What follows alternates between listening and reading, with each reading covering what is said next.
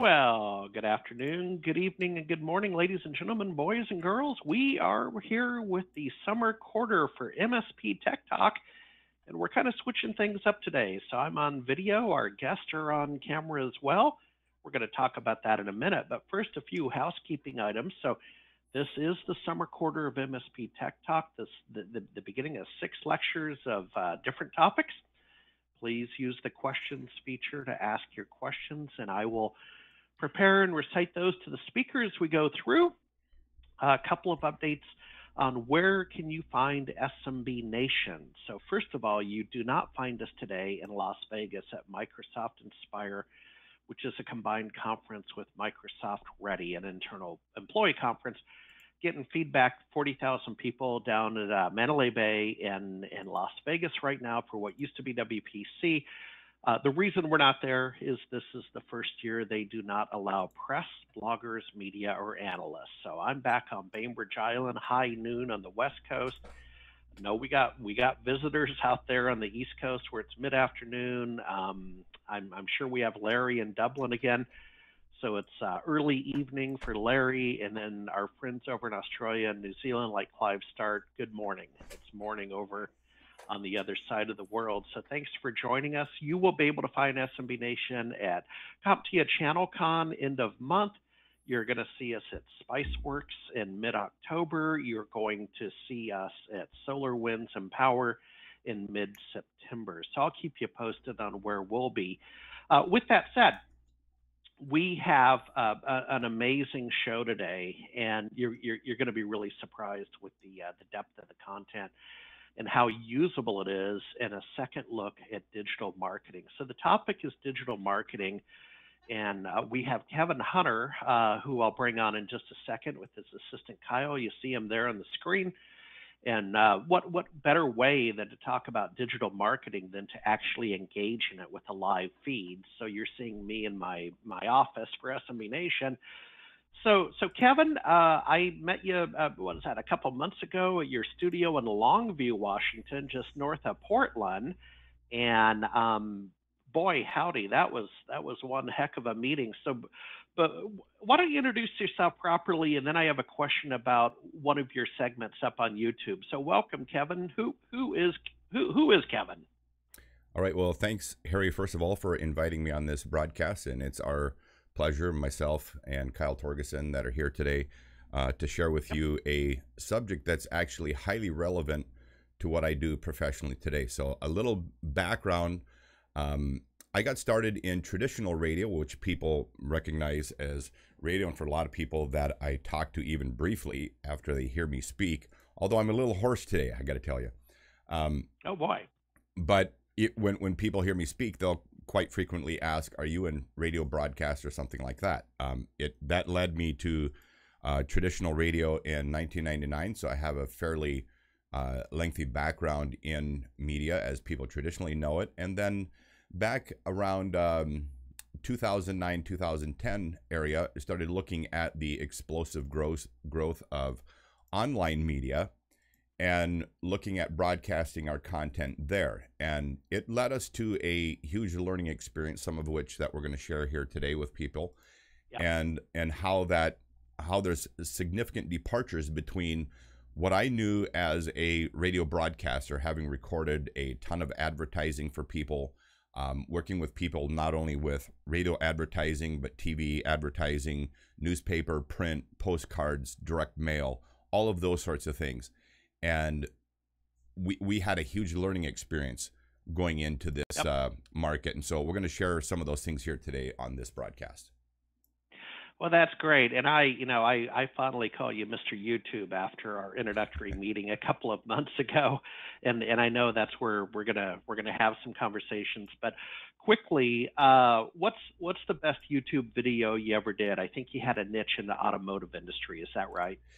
That is correct. And the automotive industry is really what introduced me in part to creating this online element of video marketing. And so I do have a lot of content on the web that are car-based type videos. And after we share some of the foundational information, I'll get into some of those and share specific examples with people here on the broadcast.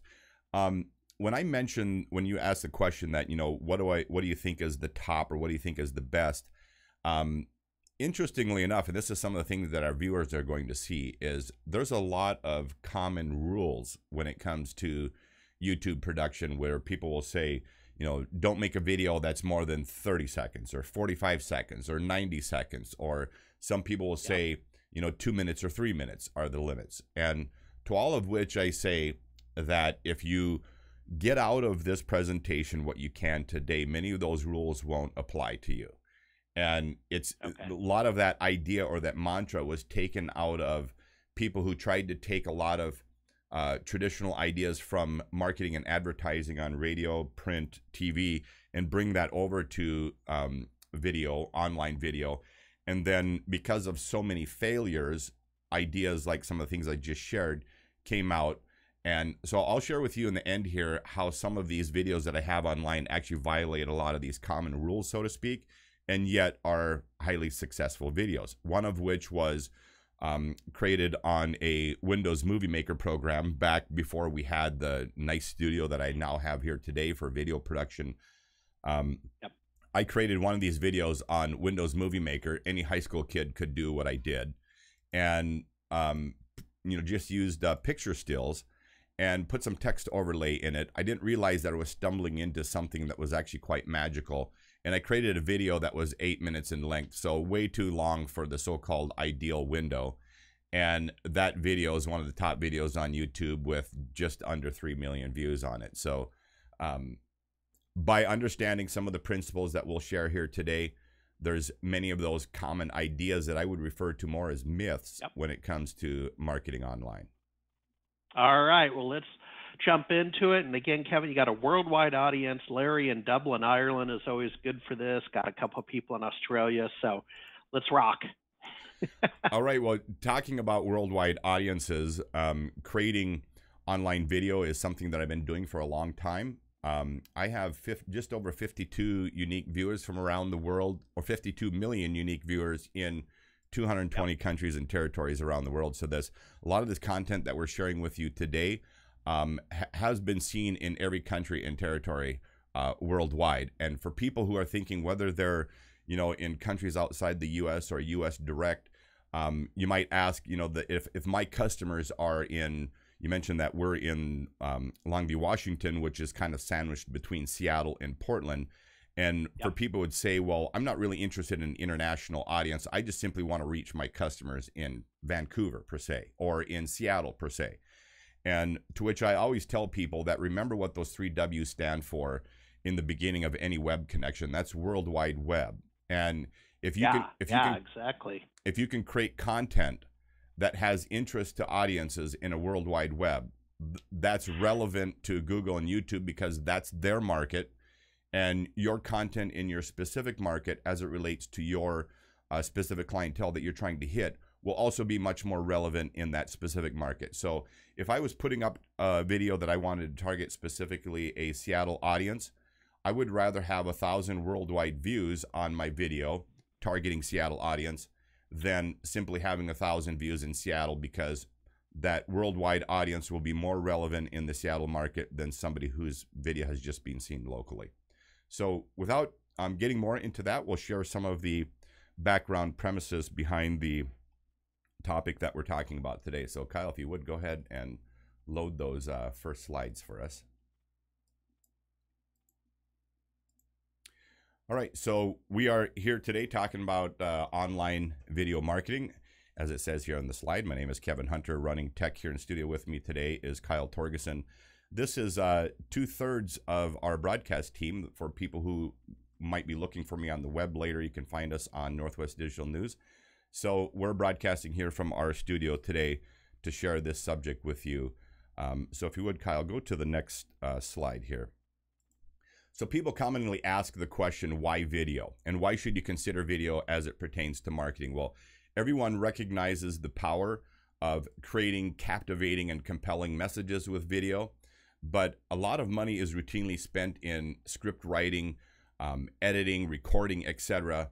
And yet, despite all of this professional looking end content, most people who attempt to do this don't have success with it, and it falls far short in their marketing strategies. And the questions really are then why? Because if you've spent thousands of dollars in doing all of this, and a year from now you look at your video and it has 50 views on it or 100 views or whatever, I'm disappointed when when that doesn't happen in the first hour or two that I put a video up, versus where many people are, a year or two down the road.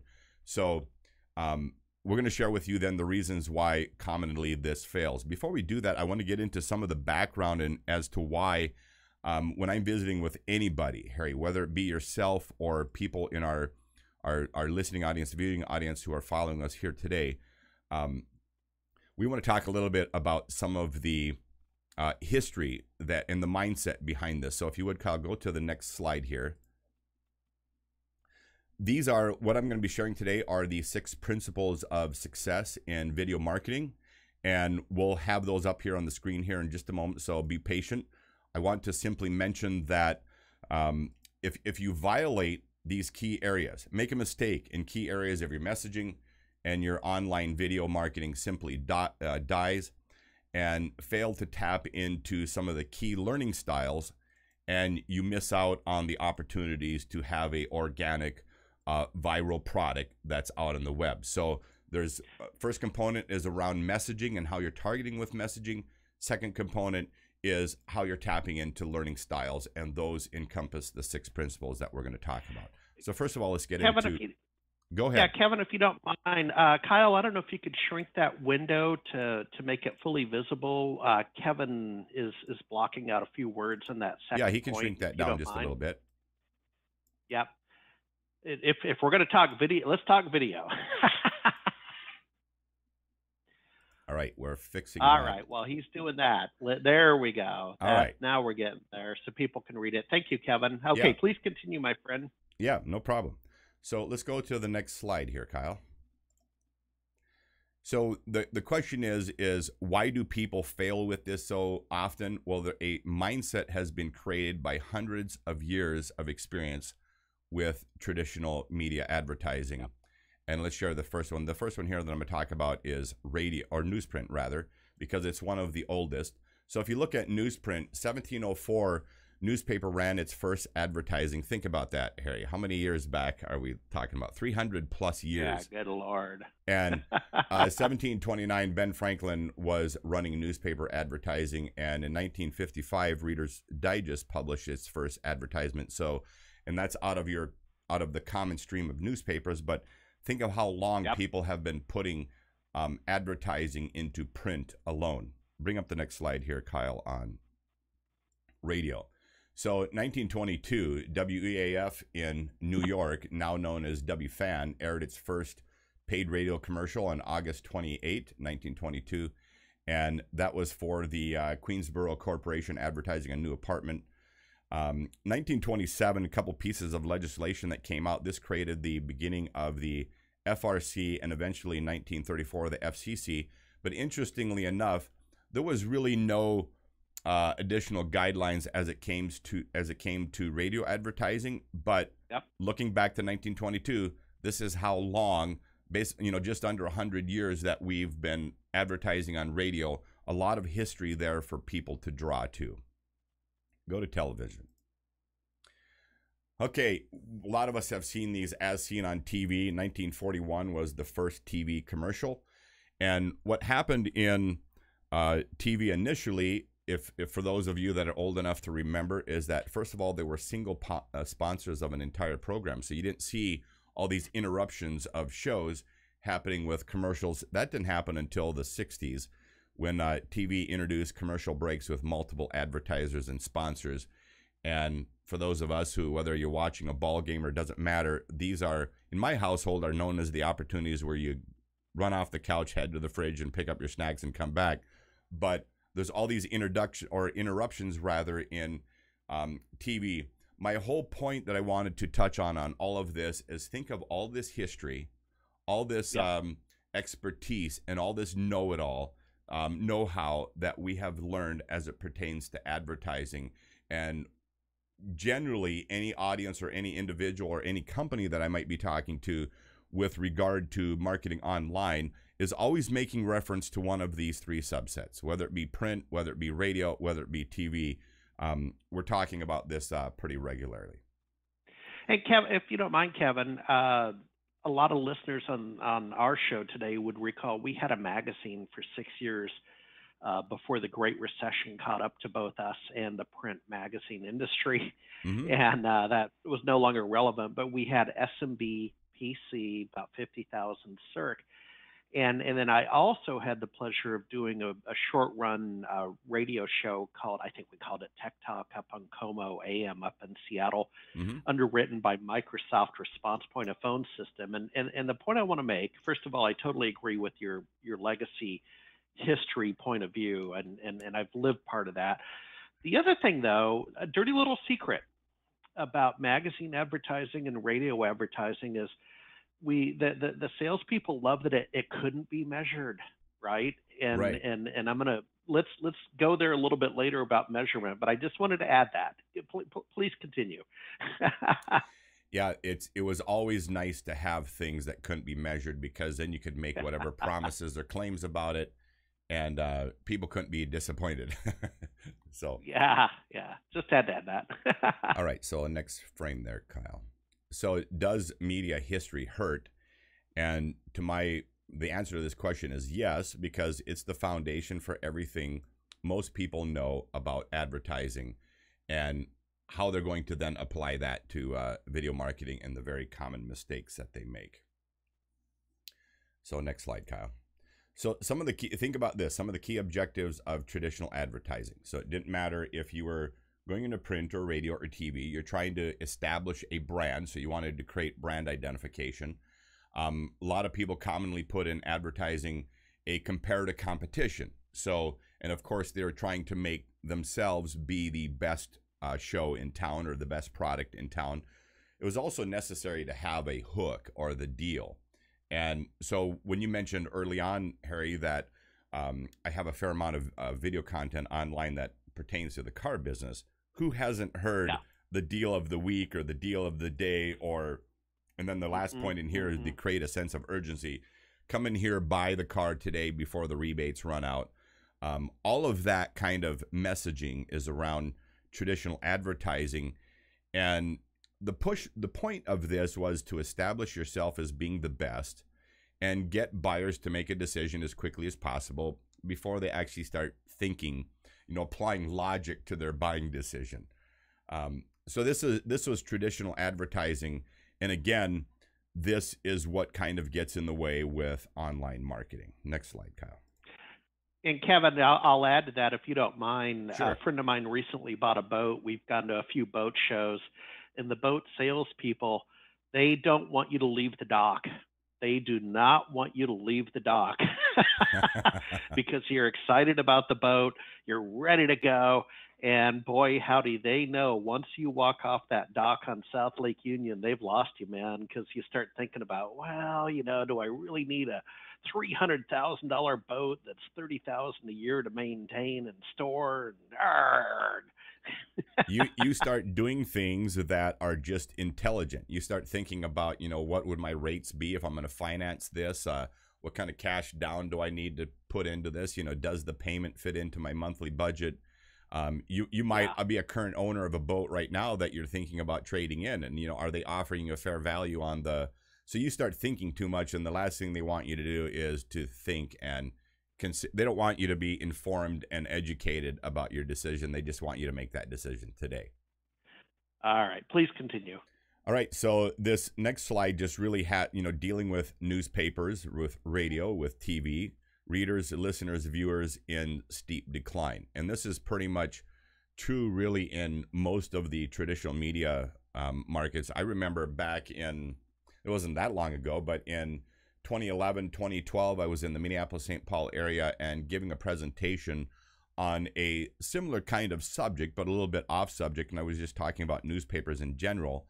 And at that time, 2011, 2012, newspaper had been seeing anywhere in the high single digits to as much as double-digit reduction in readership for almost 7 years in a row leading up to 2012. Think about what's happened to it today. And so there's a little different scale as it pertains to traditional radio, a little different scale as it pertains to traditional TV. But I don't think our viewers have to think too far to start to go, well, where am I getting my news and information, et cetera, today? And is it from the newspapers? Is it from radio? Is it from TV? And where years ago that was 100% the case. And when you think about it, is even today, you know, we're on camera today, we're sharing audio, visual presentation. Years ago, if we were to do this in any of these media settings that we're describing here, the old saying of, hey, we're famous, or, you know, we're going to be famous and walk out on the street and everybody's going to recognize our faces. It was because of all these forms of media that were out there. There was limited number of channels, limited exposure, and literally everybody, when they got home from work, were either tuning into one of these forms of media or picking up the newspaper and reading it. And if your mugshot was in there, within days or weeks, pretty much anybody anywhere who wasn't living in a cave knew who you were. And so that's how media worked. That's no longer true today. So let's go to the next slide. The tried is not true. I mentioned this. I love this statement because in many situations that I have given advice to people that have sought me out for marketing assistance in their organization, here's one of the things that happen. They try some form of online marketing, and then when they apply all that mindset of traditional media to what they were doing and start suffering from various failures, they go back to what they call the tried and true. Like, we used to send out mailers, or we used to send out postcards, or I was on the radio 6 days a week and, you know, 30 spots a day. I need to go back to the tried and true. And my point to all of that, the tried is no longer true. And more specifically to online media, unlike TV, radio, newspaper, or any form of print media, successful online video has its own set of rules. So the question is what are those rules? And if you don't know them, that's why it's failing. Next slide, Kyle. So you cannot get salesy in your messaging with online video. So think about this with the stuff we have visited about so far with brand identification and getting your hook out there and pushing people to buy the boat before they leave the dock. Think about how all of your messages, Harry, had to be sales oriented. We're the best. We have the best deal. Buy today. It was all around sales, wasn't it? I'm getting my pen and paper, by the way. I'm taking notes.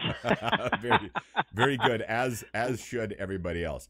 You cannot get salesy with your videos. And one of the videos we have coming up here in just a little bit, this was a video that I did with a longtime business friend of mine. And I'm not kidding you, Harry, this took days just to get to the basic message, because he was so bent on wanting to say over and over again that, you know, check out my other deals, or I make the best vinyl graphics around it, etc. I really had to beat up on him on this and just say, Carl, you don't get to sell anything. In order for us to actually sell you and your organization, you cannot get salesy with all of this. So this is a, go ahead. Yeah, question. That's great. I love it. I can raise my hand and you call on me. I want to draw something from my own experience. I was in a startup in 93, 94 in Seattle, 1-800 Network. Kevin, that's back when phone numbers meant something. Yes. And that was the name of the company, was 1-800 Network. And essentially, we were a temp agency for technology professionals, right? So call 1-800 Network to hire a temp. And it was okay, but it was interesting working with our radio advertising campaigns, our flights. And so we were on sports radio. And to your point and about your buddy, you know, they repeated the phone number like 5 times in 30 seconds, right? Call 1-800 Network. And I'm hearing you say you can't go there with the video stuff, right? You need to deliver real content. Okay. That is correct. You keep pounding that message into your audience and you will lose them as quickly as they start. It will make sense here in just a moment, because Kyle, go ahead and bring up the next slide here. I want I want you, Harry, and our viewers to think about why you were on the internet today. Why were you on the web? So you've been on the internet already today, and the day's young. What were you on the web for today? Business, to be quite honest, to consummate transactions and make a couple. Wrote up 2 proposals today. So I guess I would say, is that a fair answer? Business purposes and consummation of transactions. My point with this, though, is that going back to a salesy kind of content, etc. We have others that are here on the show as well, many others, and I want them to consider the same thing.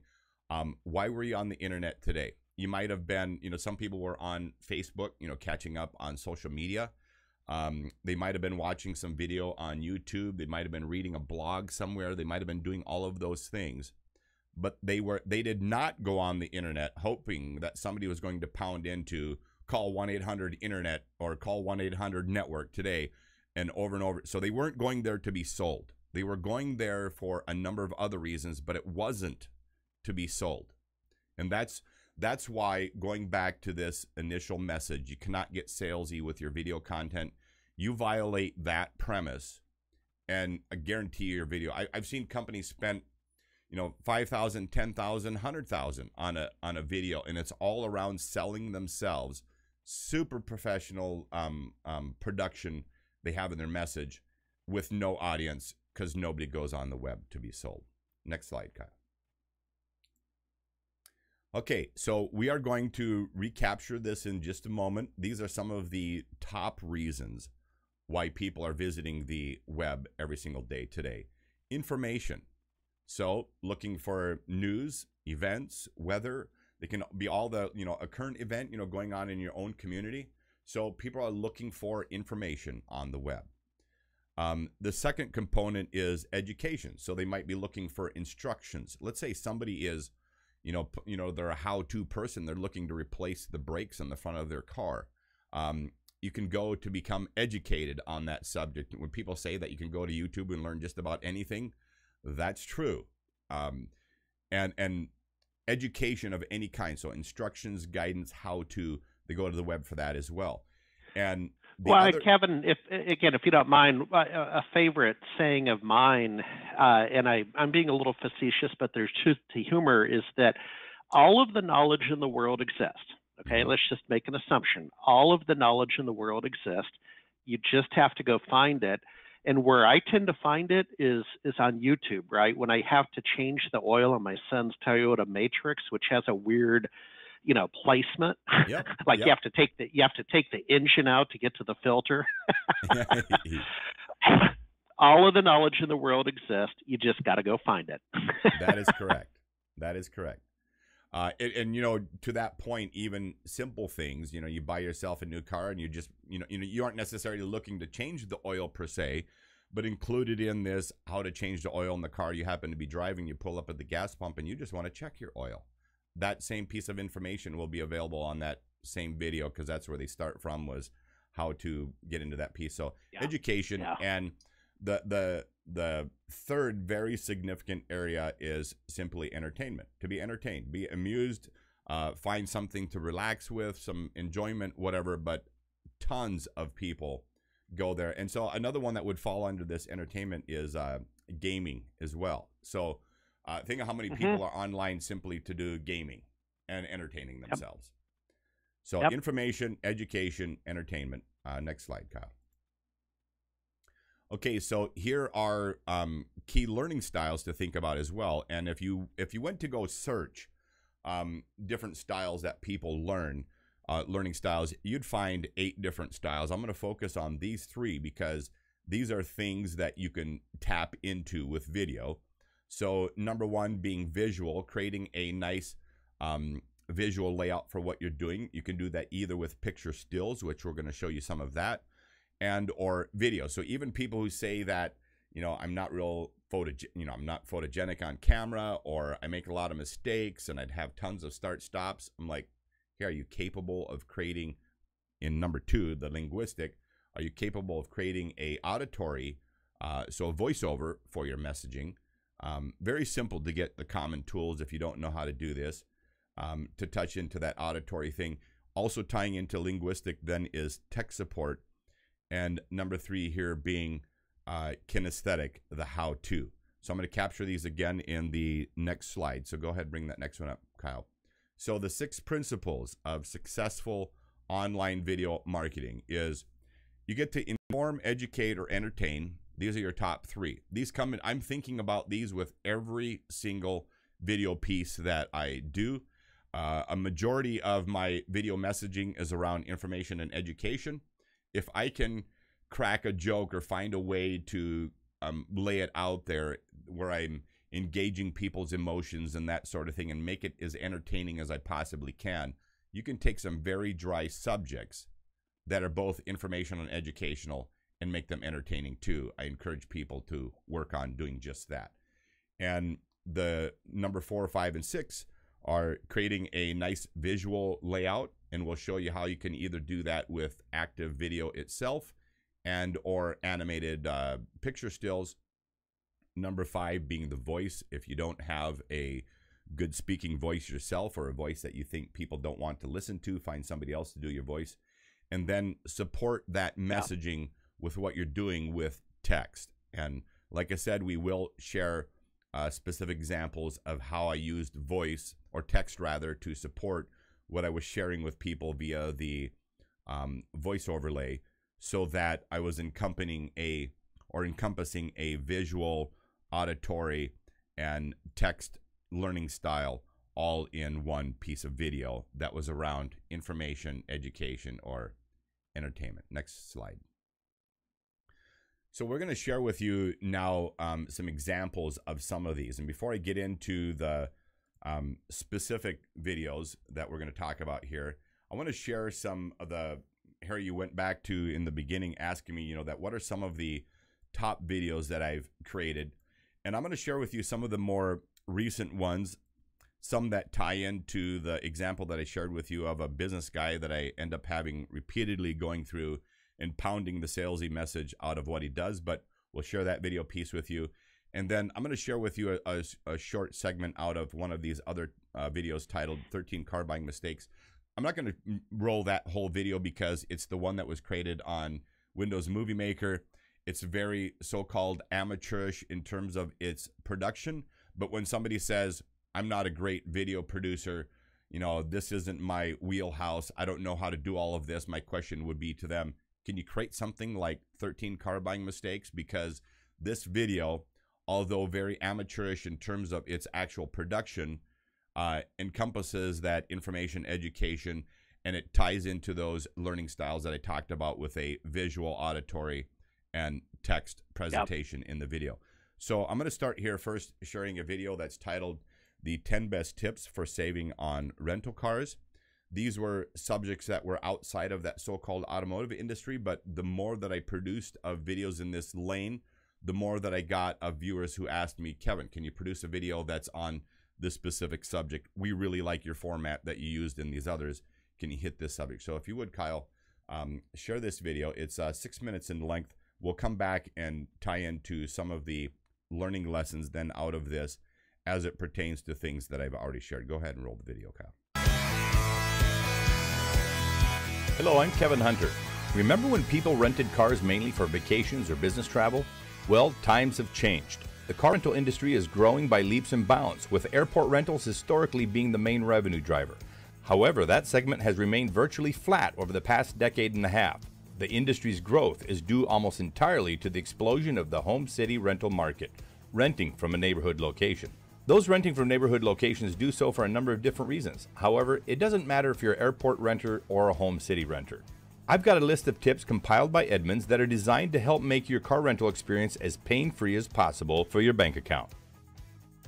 Number 1, search the internet. This seems like a no-brainer, but as is the case with many purchases, you'll find the best rates on the internet. Shop around. Buying online will afford you the luxury of seeing what rates are on any vehicle your heart desires without the inconvenience of having a salesperson breathing down your neck. Also, many companies offer special discounts to people who rent online.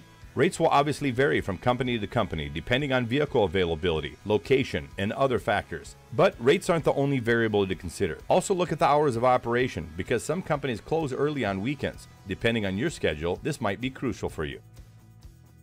Number 2, go with a weekend rate. Rates are typically cheaper on weekends. At one company that was surveyed, you could rent a subcompact on a weekday for $64.99. When we opted for a weekend rental, the figure dropped to a far more reasonable $22.99. If you've got some flexibility with your rental arrangements, opt for a weekend rental. Your pocketbook will be very grateful.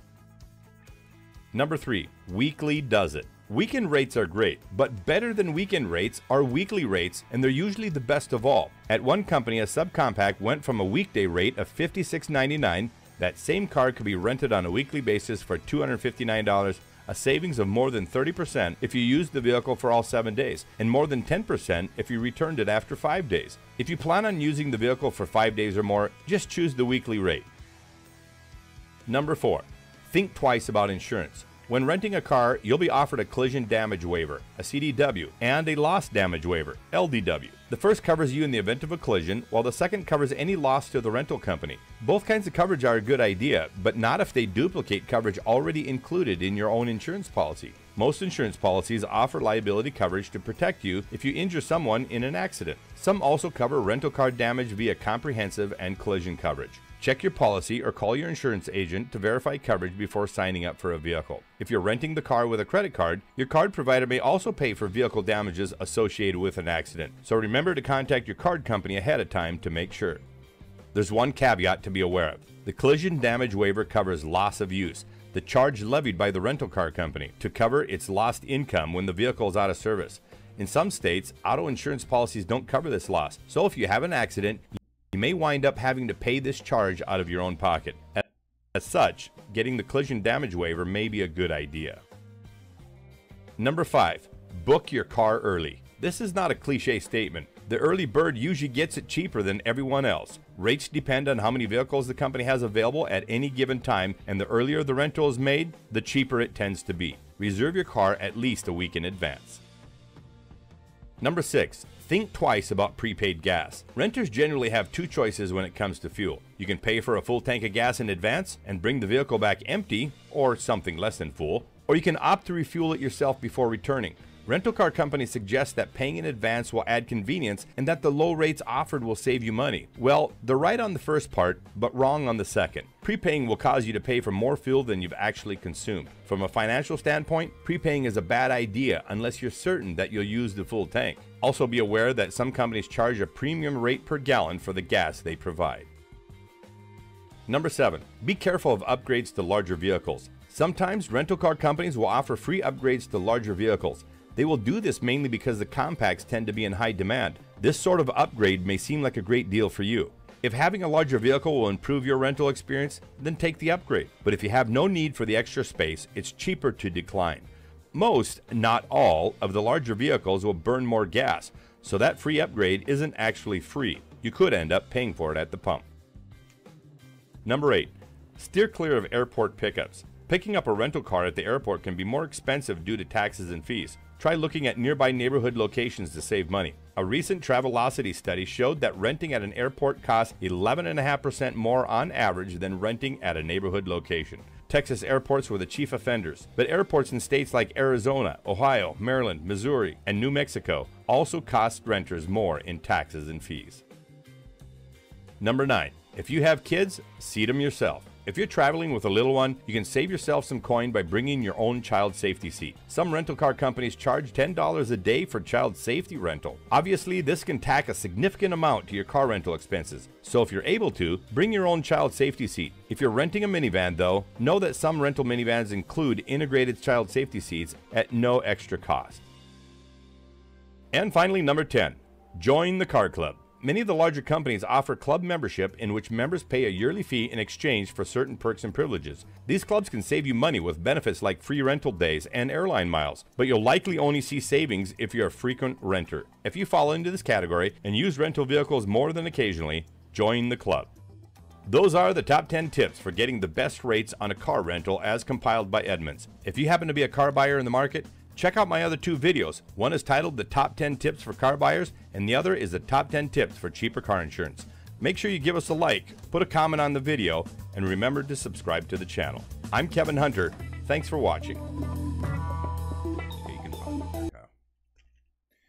All right. right. So a couple things that I want to capture here is that you'll notice that in the title here is the top 10. This is actually a very popular use.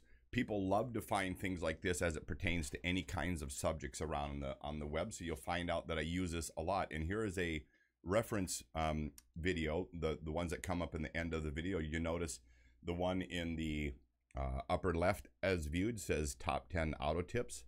The next one there is top 10 tips for cheaper car insurance. The one in the upper right corner, we didn't use that format in that title, but then again, there in the bottom right it says top 10 tips.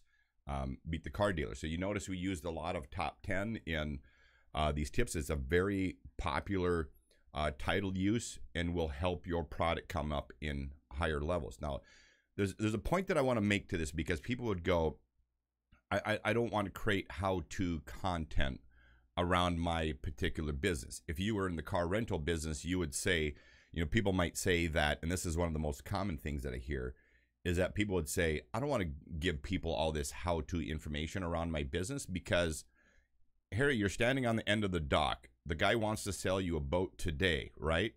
Why would he ever take the time to inform you about how to get pre-qualified on make sure you know from your own bank what your rates might be, or how do you value the trade of your boat, and how do you make sure that you're taking advantage of the best kind of terms, or what's a recommended down payment? He doesn't want to do all of that, does he? And for people who say that will actually slit your own throat and take your own customers away from you, I want to share with you an interesting experience that I had in the car business, because in producing these videos, I first of all wanted to make sure that they were very factual and that they included real information out of the business itself. And so I actually took the time outside of my media broadcast to go and get work in the car business. And I spent part-time hours on actually a number of car lots, got work at a few different dealerships, and employed this use of a informational, educational type marketing approach. And how would this generate leads for me in the business? So for people who are familiar or not familiar with the car business, I want to tell you that on a typical car lot, a average salesperson will sell anywhere from 10 to 12 cars a month. And that's considered, on average, pretty decent production. Let's just say that it'll prevent you from getting fired. But you're not going to make a ton of money. Go ahead. Harry is muted there, Kyle. Oh no, that was me. Oh, that was you. That was yeah. I muted while the video was on. Okay. But Kevin, you were just answering the question that 10 to 12 cars a month. They're not getting rich, right? They're making rent. They're buying food, but they're. Please continue. You kind of answered my question quicker than I could ask it. Yeah, they're not getting rich at that. They're just making a living, and that's it. And so then, when it starts getting exciting for people in the car business is, you hit 15 a month, and then 20 a month, and 25. And I'm actually friends with a national trainer for car dealerships, which I won't name here, but he travels all around the country training salespeople at dealerships all over the country. And I can tell you from a great deal of experience, anytime you hit 20 plus cars in a given month, that is already well above average performance. So I want to share with you what happened to me in the car business, working limited hours and sharing how-to stuff like this online. Here's what I was able to do. Harry, if I met you out on the end of this dock and you were potentially buying a boat, my question would be, if I approached you out on the dock, was to say, Harry, have you been hassled by any boat salespeople out here today? And your question would be, well, absolutely. You're like the third one, so to speak. This happened on the car lot all the time. And because there's so much emphasis on the creating that sense of urgency and getting somebody to buy before they leave, the common sales approach was to ask you for your name, your email address, your phone number, where you live. I mean, when people think about, like your personal privacy, they were violating that immediately because they didn't want to lose you. They wanted to make sure they knew who you were so they could put you in the system. If they lost you today and you did come back, they wanted to make sure they got credit for your sales. So all of those things were happening right up front because everything was about the sale. And for me, it was about actually gaining your trust and confidence in me as an individual in the business. It was completely different. And so because I was creating content on how to educate you as a buyer, instead, I had the opportunity to say, well, Harry, if you'd like a salesman, I'll go get you one. Otherwise, if you're just here to test drive cars, I can go get you keys and you can drive cars. And your immediate question was to me then, well, what do you do here? If you're not a car salesman, what do you do here? And you know, I was able to say I educate people on how to get through the car buying process without getting ripped off.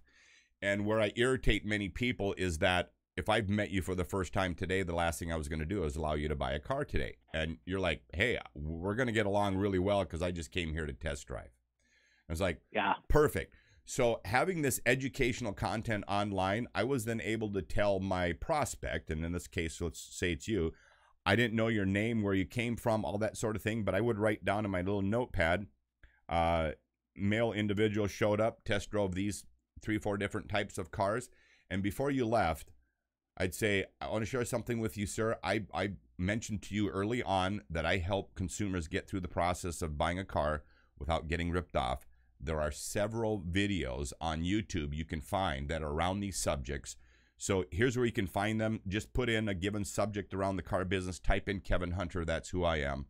And if you like what you see there, and if you like what you find there, reach out to me. I don't care if it's a week, a month, a year, whatever down the road, but get back in touch with me. I'll be glad to answer your questions.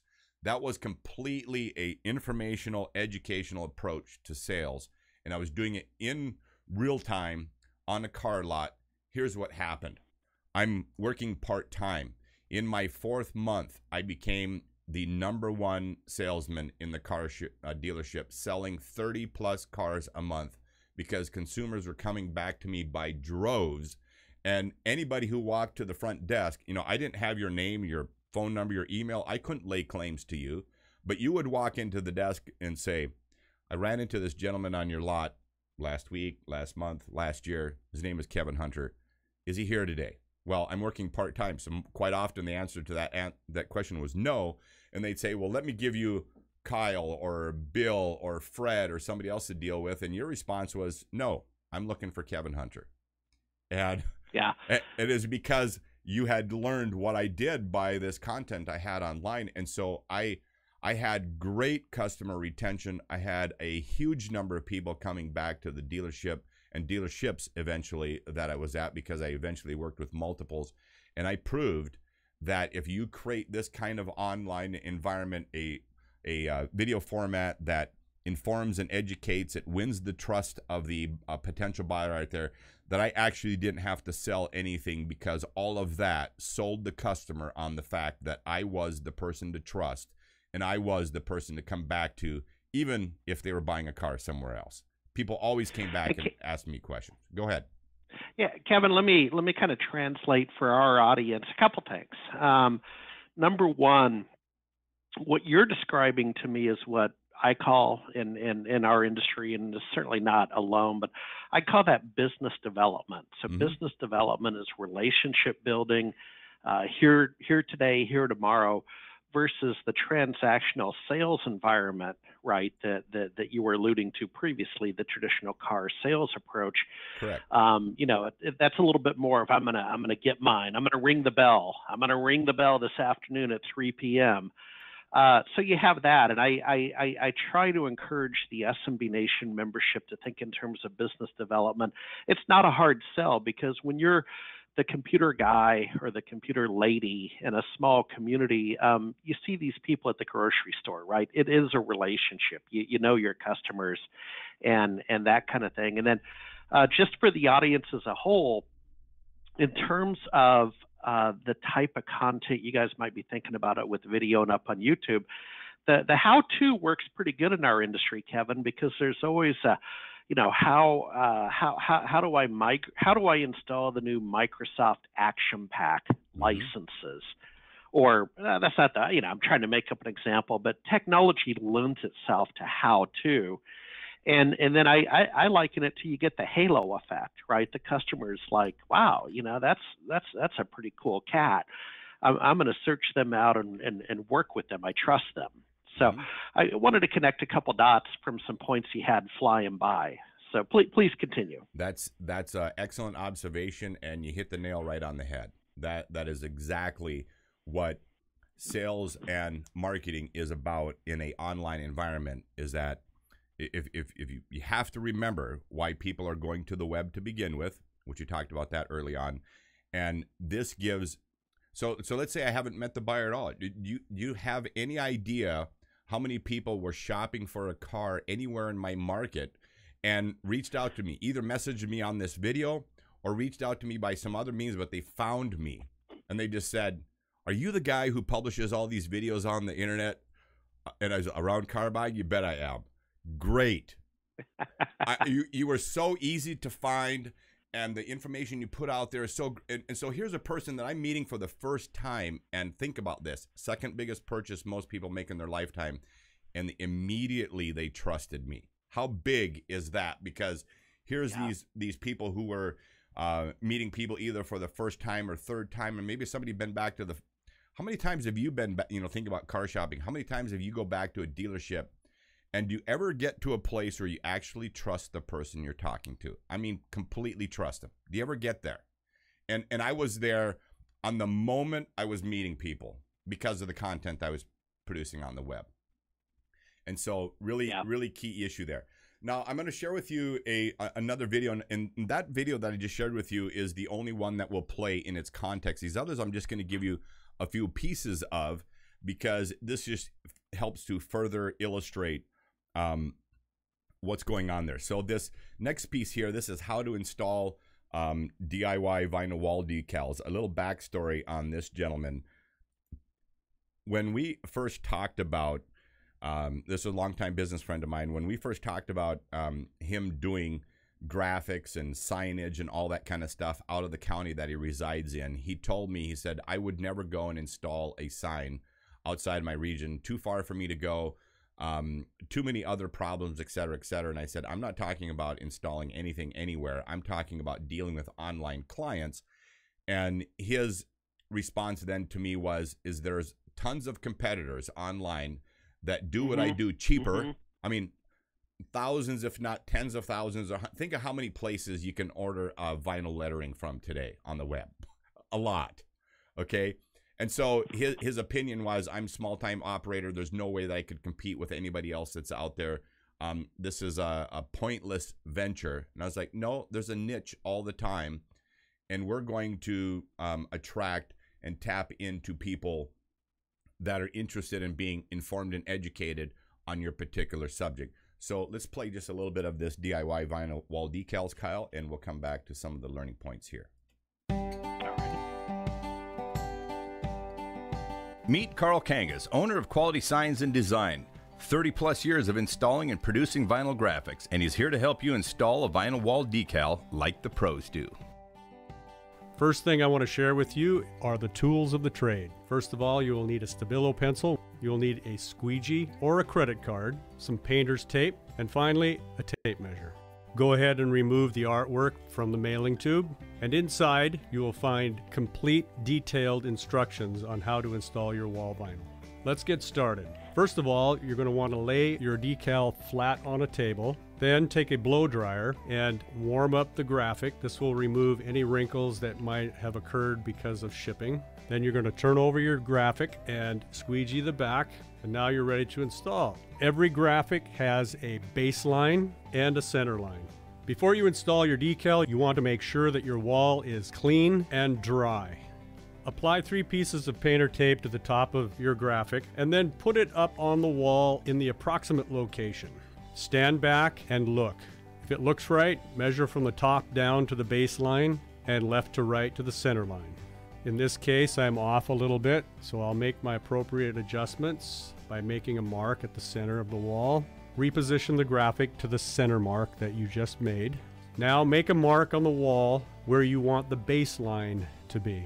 Now you can reposition your graphic so the baseline lines up with your marks on both sides and the center line lines up with. All right, we're going to pause the video just right there just to capture a couple of things. This video in its shoot from beginning to end was probably 25 minutes worth of footage. Now you see that it's a 4-minute video.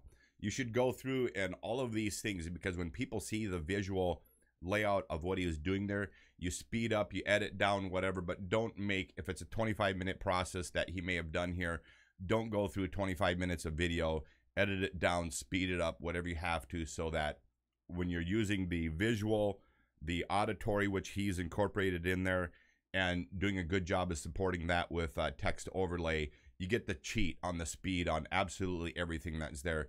What your viewer will do is they will pause the video and go back to points all the time. This particular video, although it's only 4 minutes in length, has an average view time of over 8 minutes. And you go, how's that possible?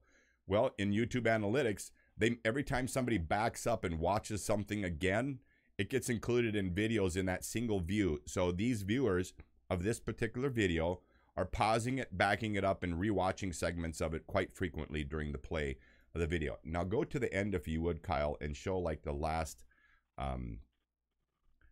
yeah, right here at the end. So we're going to play it from here and just show you, this is the extent of how salesy you can be without violating the rules of what we shared early on, that you can't so-called sell what you're doing. So share the rest of this. Vinyl wall decal that adds to the decor of any room in your home.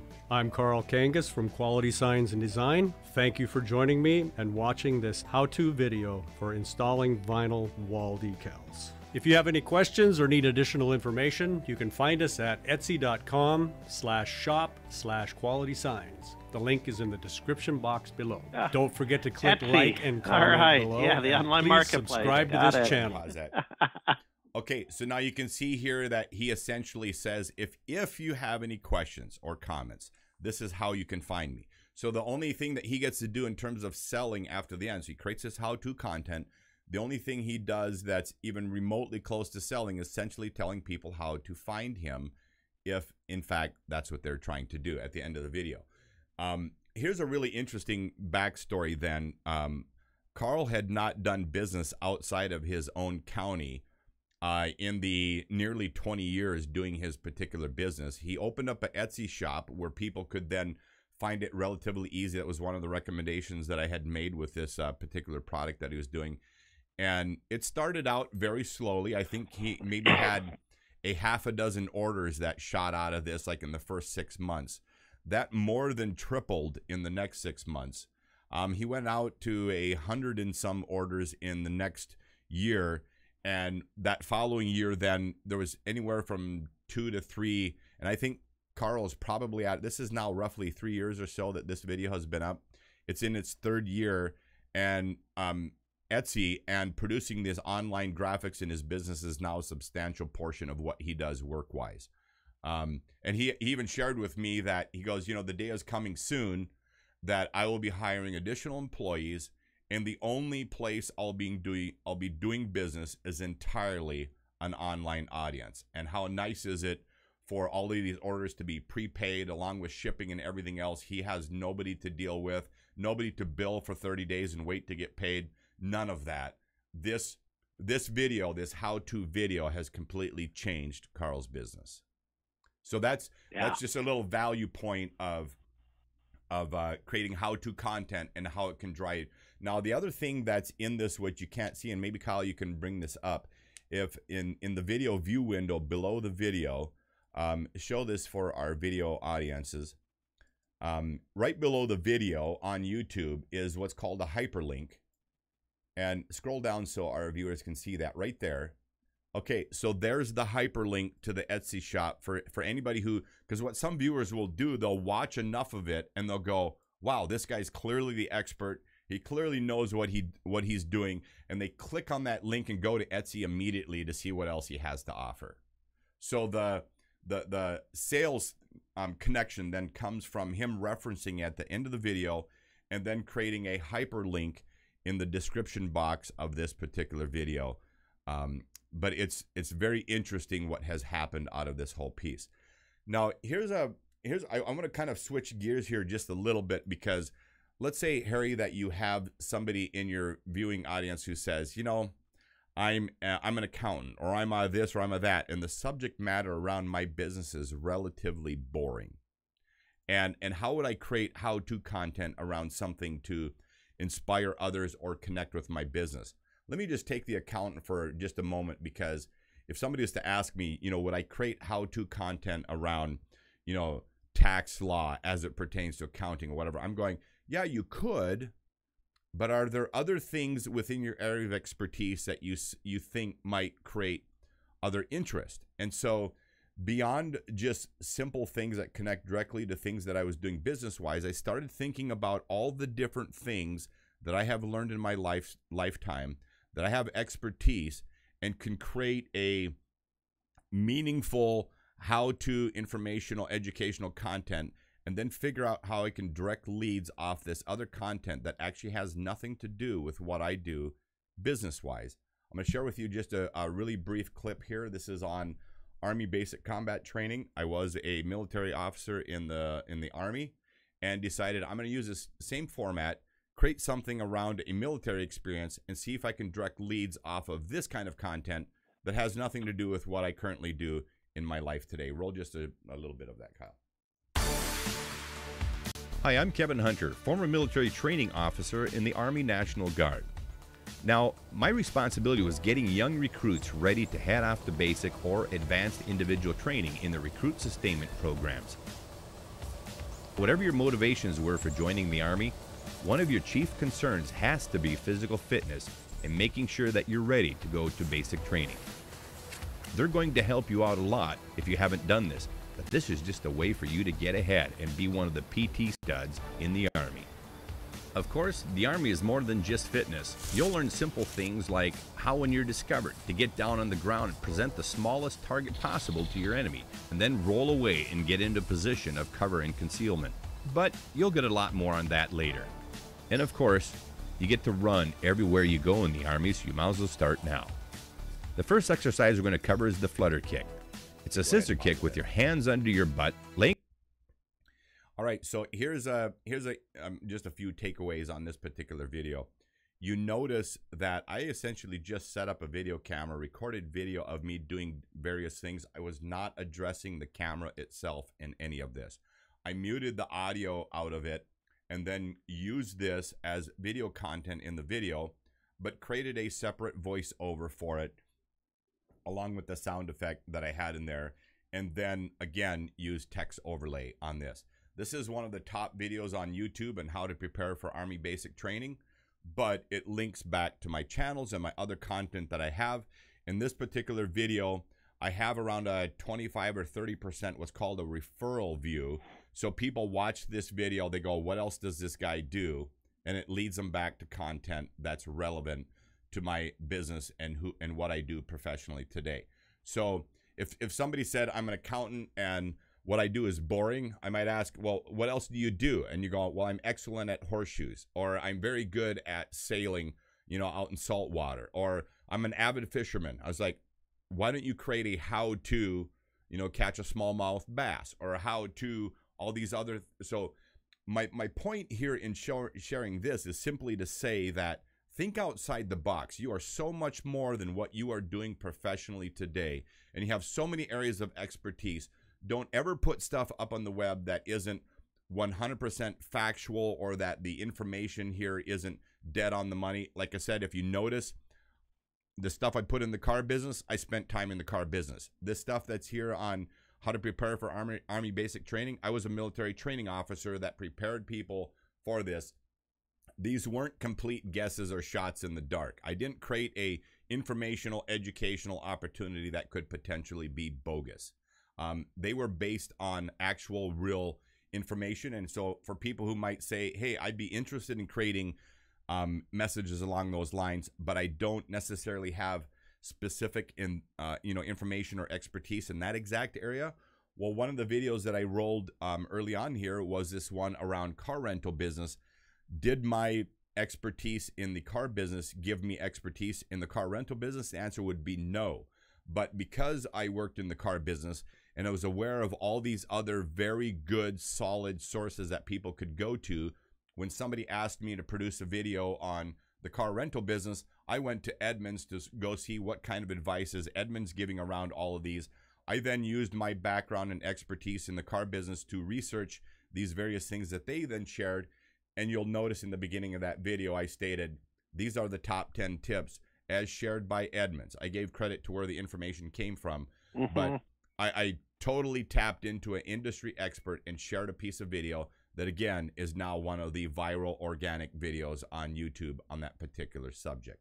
So I think with the remaining time that we have here, Harry, this would be a good opportunity to either take questions or answer, deal with any other comments or whatever might be online. So I'm going to turn this over to you and give you an opportunity to take it from there. Yeah, and let's see, Kyle, if you could, back on the slide deck, I think we have a slide for SolarWinds. If I could have you pop over to that, I do want to talk about, Kevin, to your point, our single show sponsor, and they're a good one. So, folks, a SolarWinds moment. It's because of SolarWinds support that we're here, and we're going to follow up with some information regarding some Q3 campaigns from SolarWinds. So you'll get that in the thank you note from Jenny and myself. But Kevin, it's really interesting about the way you talked about early TV, because what we've attempted to do with our academic content with the MSP Tech Talk, here we are in the summer quarter, is have that kind of sponsor rather than the interrupt-driven television advertisements you alluded to. Kevin, it's so funny when I'm on Alaska Airlines and I watch HGTV replays. Those shows are only 22 minutes, right? Because they're saving the 8 minutes for the interrupts with the sponsors and so on. The cool thing is I can fit a few more in on a short flight. But wanted to shout out to SolarWinds, have a SolarWinds moment. Folks, be sure to ask your questions on the Q&A feature. I'm keeping an eye over on it to my left. And let's see. Let's bring them on back. Jenny, I think we need to kind of have a quick video, Harry. We have a quick What's video. that? Okay, thank you, Jenny. SolarWinds video. Thank you, Jenny.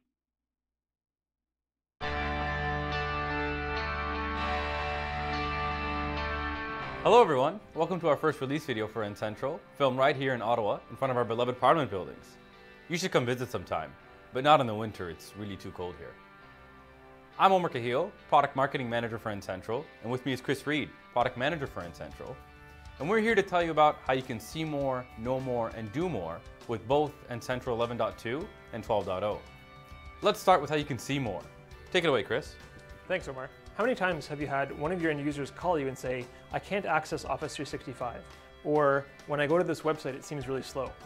NetPath is a great way to understand where that problem may be occurring. Is it, for example, a problem with the local LAN that the customer's in, or is it a problem with a hop or a node somewhere along the way out in the public infrastructure?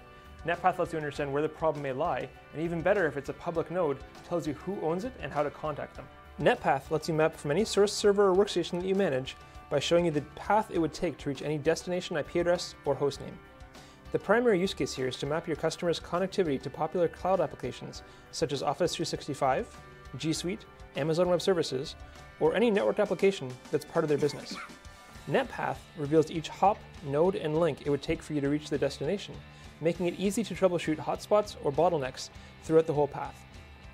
Not only can you see within your own network, but the ISP and cloud provider's infrastructure will be displayed to you within the NetPath window. When a problem does occur, NetPath gives you the contact email address and phone number for wherever the problem is occurring, so that you can more easily reach out to whoever owns that infrastructure and help them troubleshoot the problem. I can keep going, but check it out for yourself in the N-Central UI under the View NetPath menu. Click to add a path by selecting a server or workstation, typing in a destination, and within a few minutes, you'll have a path monitored within N-Central. The data is stored historically for 30 days, so you can even go back in time to troubleshoot any issues. Get started now by upgrading your N-Central server to version 12.0. Once the upgrade is complete, you'll have 5 free paths to use for 30 days. Give it a try today. We left some common URLs in the description below.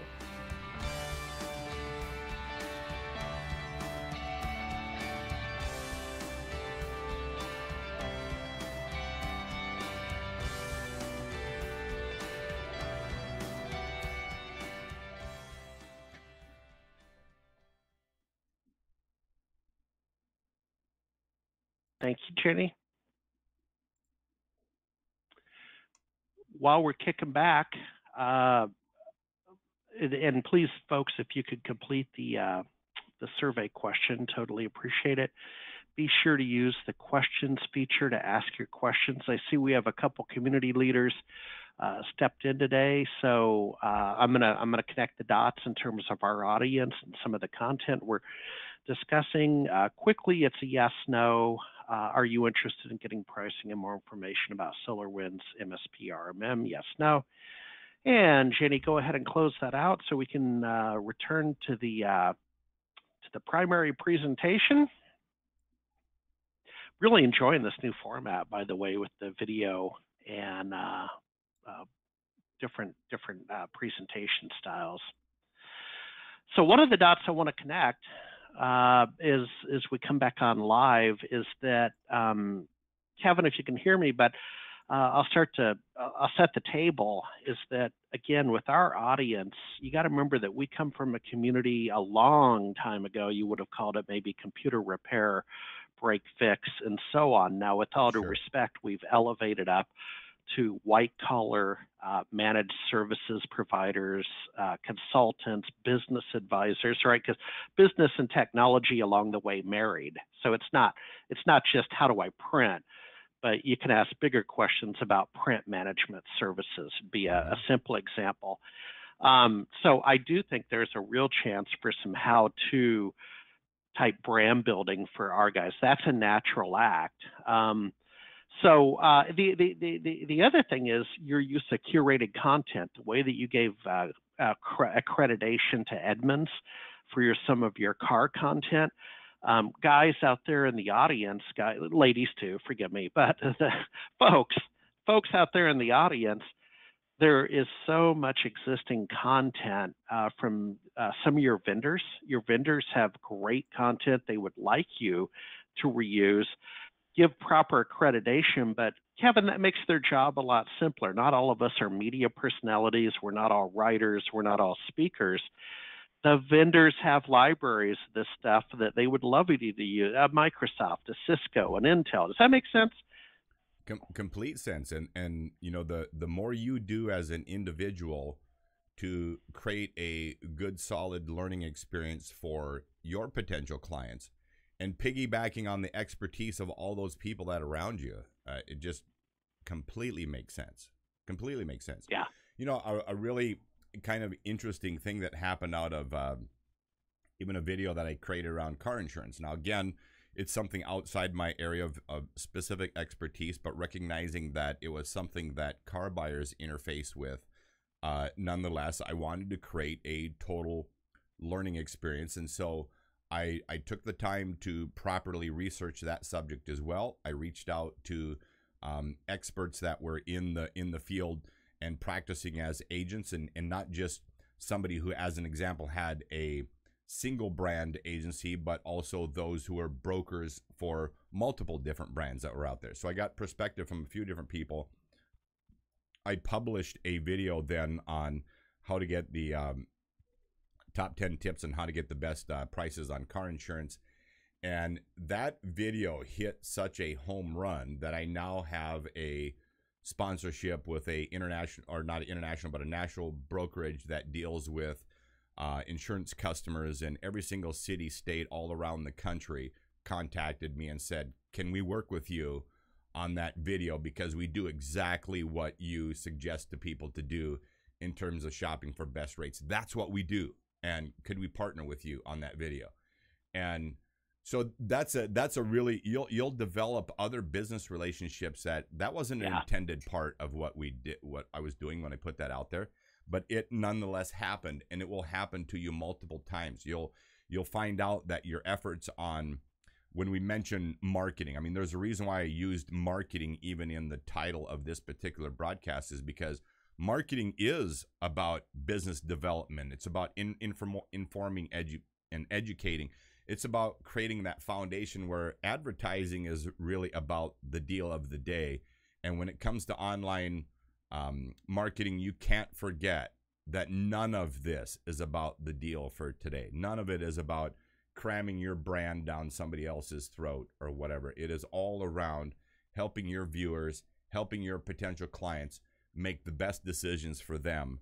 And when you do that well, you become the trusted expert in that given area and in multiple areas, as I shared with you. And those things will generate leads back to your business in a way that you never thought possible. And so think around marketing, think around that business development, think around developing those well-trusted connections on the web. And if that's how you do your messaging online, taking into consideration that most people are going to the web to be informed, educated, or entertained, that's one of the 6 principles that we talked about. Try to make video content that is informational, educational, and entertaining, if you can make it that. And then remember that visual, you can do it with pictures, animated picture stills like we showed you. You can do it with on-camera video like we showed you with Carl, or you can do off-camera live video like I showed you with the Army video. You can do it a number of different ways, but create that stimulating visual presentation. Make sure you do a good job of a audio overlay so that people are following you, and then support what you have to say with text on your video. And you'll find that you will begin creating more and more viral, organic content. And there's nothing, when it comes to marketing and growing your business, there is nothing more powerful than that. You can spend tens of thousands, hundreds of thousands of dollars online buying a specific spot that goes away the minute you stop spending that dime or that nickel or that buck. But the content that I'm creating not only has a lifespan that runs many, many, many years, but it only gets better every single year. So, well, and to that, we'd like to talk about the mantra of "it's working for you 7 by 24," yes. right? Which versus, again, if we go back to the Como AM radio show I did for Microsoft Response Point, you know, boy howdy, I mean, it was good for the ego. We're down in the studio. We had a big microphone in front of us. It photographed very well, right? Mm-hmm. To slap up on Instagram. But, you know, dude, it was basically 12 to 12:30 on a Tuesday, and that was it. I mean, if you weren't listening at that specific time, yep. Right, that was it, and it was a really good experience. It kind of rounded out my background. Question I have over here would be, let me just peek.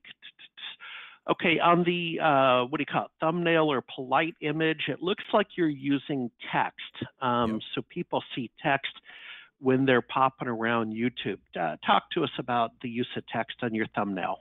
Yeah, so you want to use a picture that's relevant to the content that's there.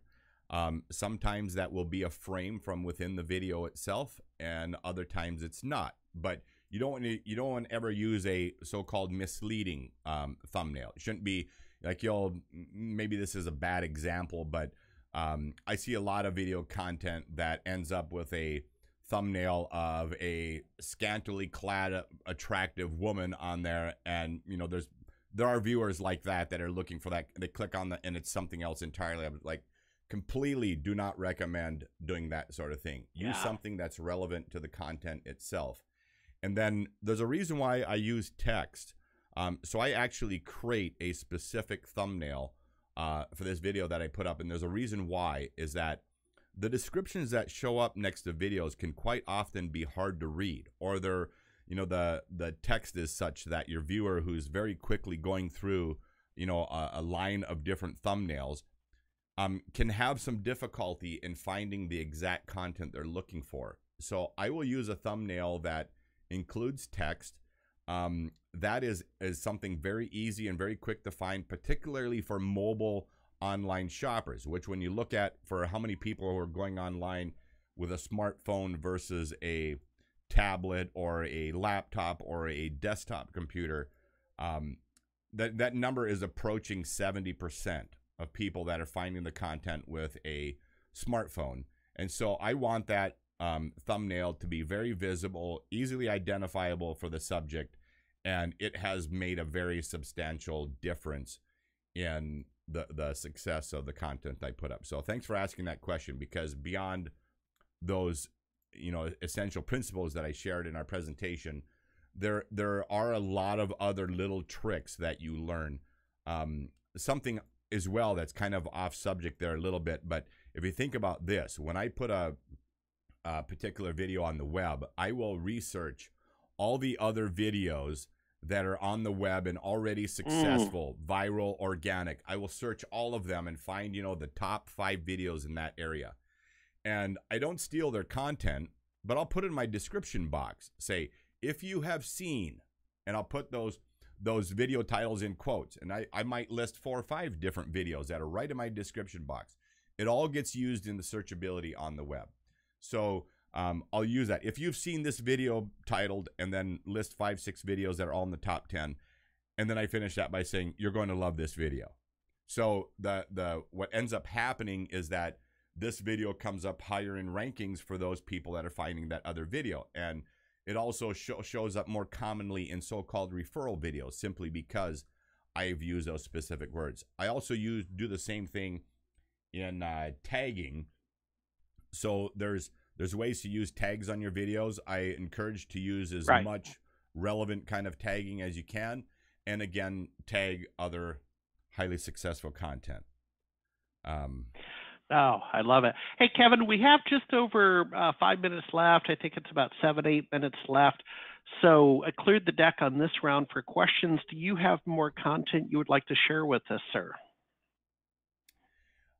With the remaining time that we have, it wouldn't be appropriate to go into other video content. I simply want to help people understand that this dragon is much easier to slay than a lot of people know or understand.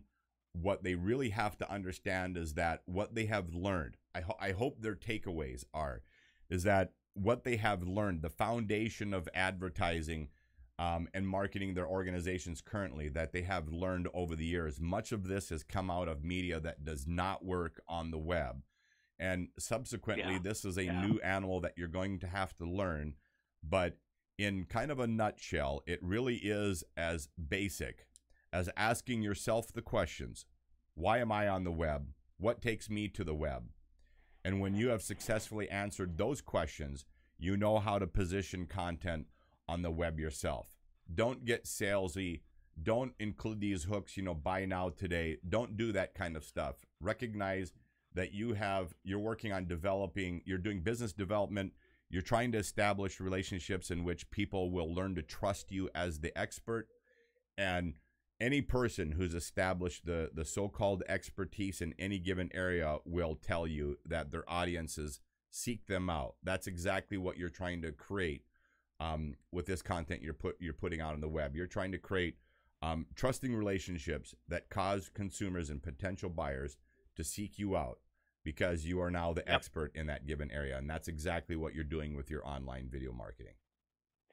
Yeah. Let me do 2 things. One is I'm going to go off camera for just a sec. I'm coming right back. But Kevin, I want to show the audience what I'm doing as I'm just now getting into this world of the video. Because again, I am in media. I've written books, articles, blogs or I can go on and on and on. I already have, but I just want people to see how I think it's reasonably simple to get into this. Folks, hold on just one sec. I'm going to grab my tripod, my camera, and my sound machine. Okay, and I want to show you what I'm doing. Exhibit A, tripod. Exhibit B, camera. And Exhibit C, something I'm actually really, really proud of, is a $200 sound system. Excellent. Kevin, I guess, what do we call these? A sound recorder? Yep. It's the real deal. This has done wonders because I still type, right? I'm still a blogger analyst. I'm not just a video guy. I hope to play one on TV. But this is invaluable when I'm interviewing people and I can have a more relaxed, sincere conversation at conferences. And it all comes down to this, the card. I put the card in the computer. I go back up to my hotel room. I got my Bose headphones and I transcribe, and I can stop and replay. And Kevin, I would offer the quality of my work because of the accuracy has gone way up. It's better work because I think of new things as I'm revisiting the conversation. But I digress. The point, guys, is that between the video and the sound, get yourself a tripod.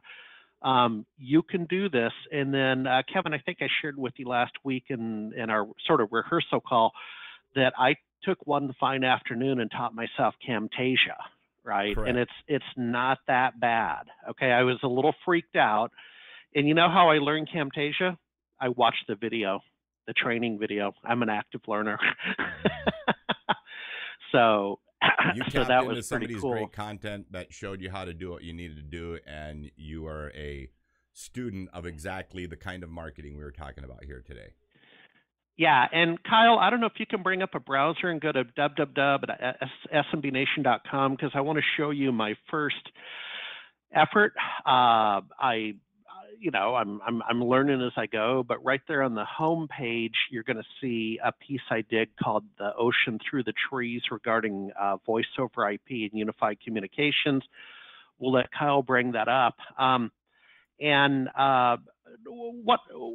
We have about 1 minute left, and I want to give a shout out in particular to Bob Nitrio, who's out in the audience. And Bob, if you want to come on, Jenny can promote you. Bob, I don't know if you're agreeable to just coming on and getting the last word, but in terms of our guys, you ran a user group in Sacramento, and our guys doing how-to content.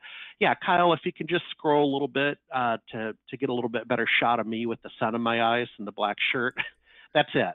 So, folks, if you go to the SMB Nation webpage, feel free to watch the video. It's my first one where he's using Camtasia and some of the tips that we have. Here comes Bob Nitrio. Bob, I'm going to give you the last word as we've got about 90 seconds. And the point is you ran the user group up in Sacramento. You know our folks, forgive the gender references, our folks. I think it's a natural fit with how-to. Bob, what say you?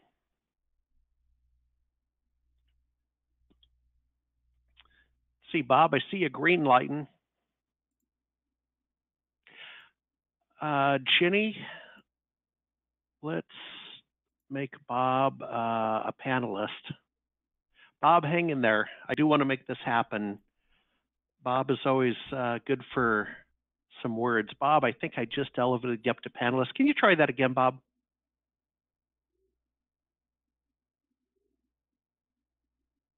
And that's the law of going live. But you are green lighting, Bob.